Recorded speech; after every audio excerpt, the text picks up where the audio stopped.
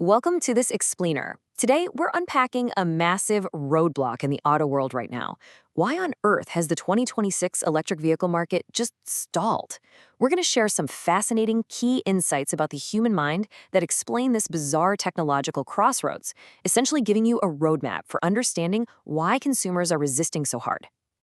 Okay, let's dive right into this. Here's the wild situation we find ourselves in. Even though 2026 EV technology has officially reached technical parity with traditional cars, meaning the batteries and charging infrastructure are fully mature and ready to go, people are still saying no thanks. We are definitely no longer facing a hardware bottleneck, we're facing a human bottleneck. In this explainer, we're going to explore how ancient philosophy, behavioral science, and the specific mindset of the late majority can actually help us solve this massive psychological crisis. We'll be structuring this explainer in 5 quick parts. First, the 2026 EV deadlock. Second, the philosophy of consumer resistance. Third, the psychology of refusal. Fourth, mapping the diffusion gap. And finally, strategies for market dominance.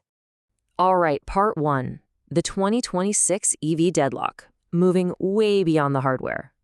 And that brings us to part 2, the philosophy of consumer resistance, where we'll explore the ancient roots of our modern tech refusal. To really understand this deadlock, we have to recognize how this consumer resistance brilliantly echoes Plato's allegory of the cave. Think about it. First century, drivers have lived in this sensory reality entirely defined by shadows. The roar of the engine, the vibration, those super familiar rituals like the distinct smell of a gas station. The resistant consumer feels incredibly safe in those shadows. So when we suddenly expose them to the logical light of the EV's benefits, like, hey, environmental sustainability, better total cost of ownership, their immediate reaction isn't gratitude. Honestly, it's pain.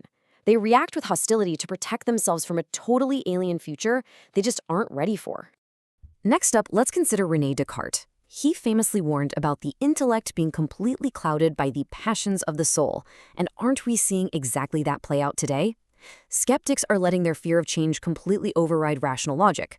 Instead of breaking down the EV transition into manageable logical components, like, separating your daily commuting range from those rare occasional long road trips, they view the EV as this one giant threatening monolith.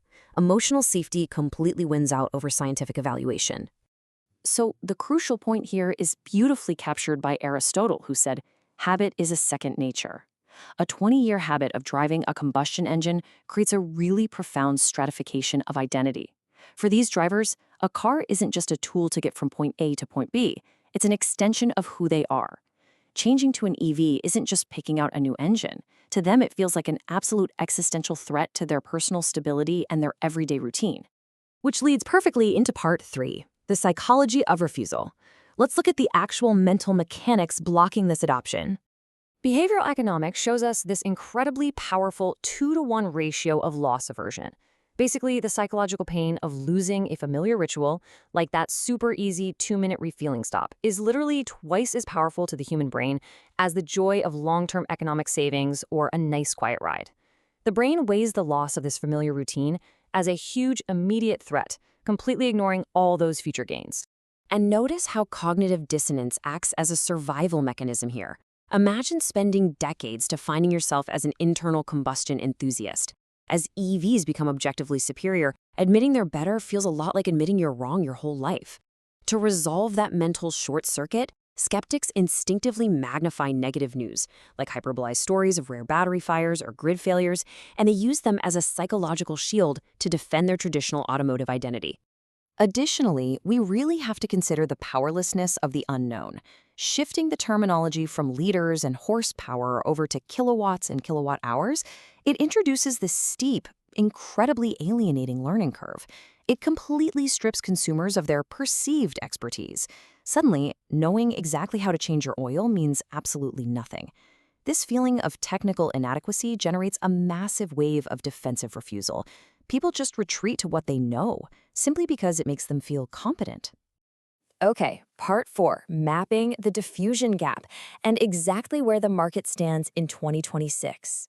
Looking at the famous Rogers diffusion curve here, the innovators, the early adopters, and the pragmatic early majority, they've pretty much already made the switch by 2026.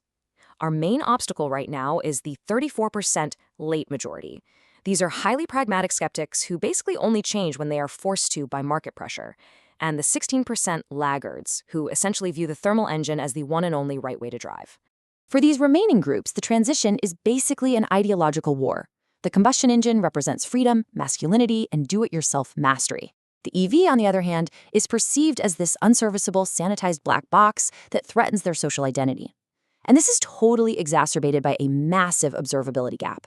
The best benefits of EVs, like waking up to a full battery from silent home charging, are entirely private. They're invisible. But the limits, like public charging queues during a busy holiday weekend, those are highly visible and completely dominate the social narrative. Bringing us to our final section, Part 5, Strategies for Market Dominance, where we turn these behavioral audits into real action.